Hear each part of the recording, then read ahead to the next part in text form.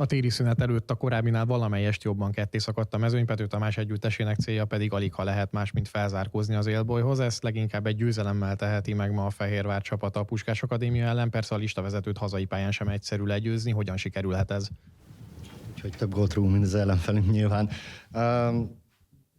Nem lesz könnyű mérkőzés, de tehát nincs könnyű mérkőzés ebben. 12 csapatos bajnokságban. Itt minden mérkőzés nekünk felér egy döntővel. Ugyanez a mai mérkőzésen 100%-ot kell hoznunk minden szempontból, koncentrációban, fizikálisan, mindenhogyan.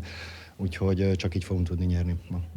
3 játékos érkezett, 3 pedig távozott Fehérváron a télen. Talán a legizgalmasabb módosítás csatárposzton történt. Gradisár elment az együttestől, viszont érkezett Száponyi, akit a szlován Bratislavából a magyar szurkolók is jól ismerhetnek. Ő viszont ma még nincs a keretben, támadó poszton ez milyen átalakulást hozhat a mai napon?